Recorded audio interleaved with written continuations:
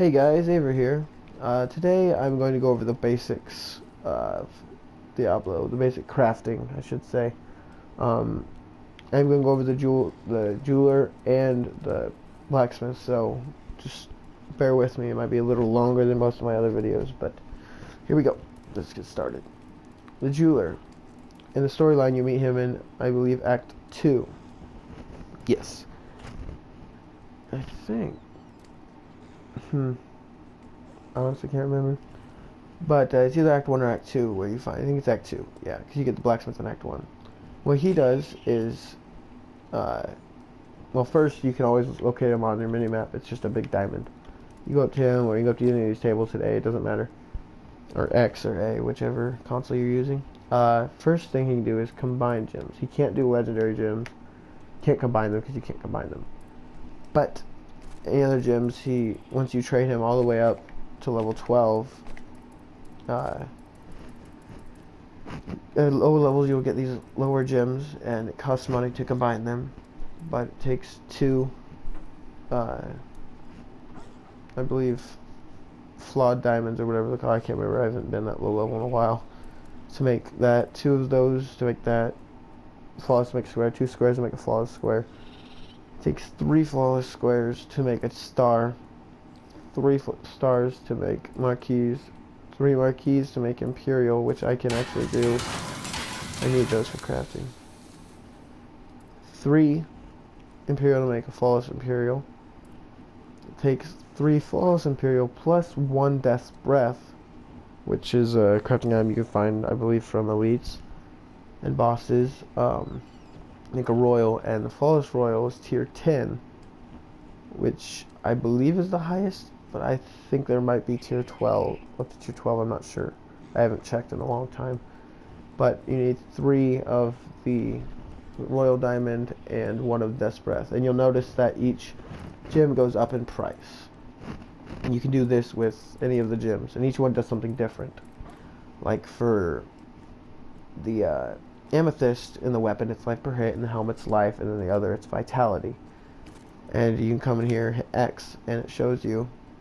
And these can be equipped into sockets, I forgot to tell you that. But in the weapon, this gives you 28,000 life per hit, and helmet gives you 23% life per hit, or just life, and on everything else, it gives you 280 vitality. Emeralds, critical hit damage, extra gold, dexterity. Obviously, the higher the gem, the more it gives you. Topaz, weapon, it does balance damage to melee attackers, and this is actually wrong. They haven't fixed this yet. But in the newer update, they just added for topazes in helms, it instead of giving you magic find, it reduces all resource costs. The flawless royal does it by all resource costs by 12.5%, which is pretty helpful. Rubies give you damage, bonus XP, and strength. Weapons, damage to elites, cooldown reduction, and then resist all. So, yeah, there's that. And to socket them into items, you go up to them, you select one, and it shows you everything you have in your stash and your inventory. Doesn't matter.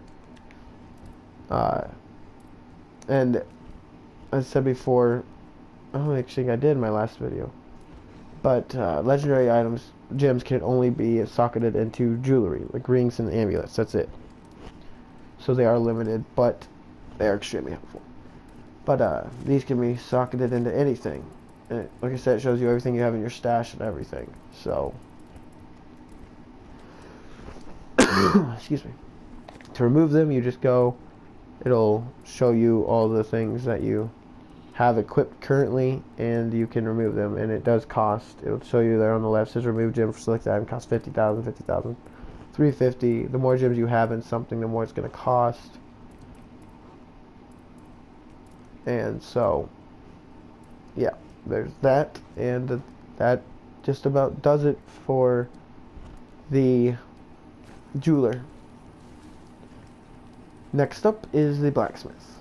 Now, a lot of people might use them early on. Once you get really high level, like, I'm not saying I'm really high level, but I'm Paragon 184, and I don't really use him very much, except to salvage. But first thing you want to do is train him all the way up, which is good, because you get a bunch of different designs, and you can find different legendary designs every now and then. You'll just find a random blacksmith plan. And the neat thing about this is with the things with X's, it does it with everything, but it shows you what you can and can't use, and you can actually change the filter by hitting triangle or Y on the Xbox. And up top will show you, it says can equip, so it'll show you everything you can equip, and it'll gray out anything you can't use.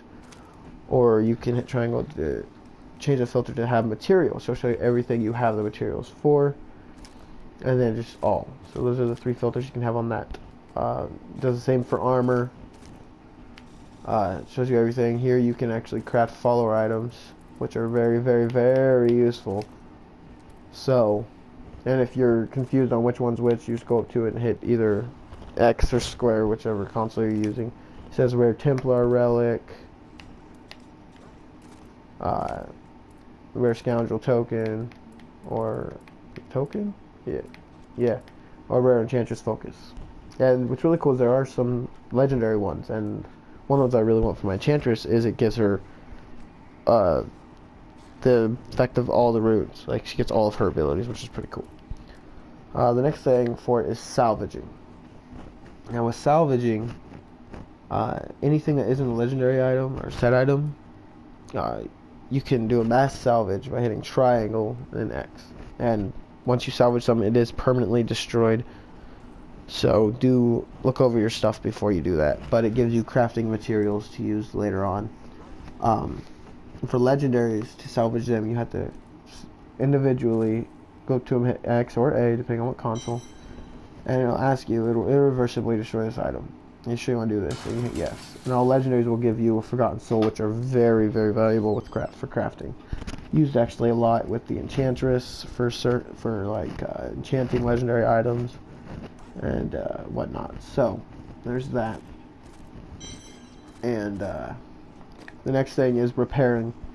I currently have a power equipped to my thing, which, if you have any questions about powers, I have posted a video before, I do believe, how to use Zoltan Cool's Kanai's cube to extract and equip legendary powers. I'll actually check, because I'm not sure if I even uploaded that one, and if I didn't, then I will.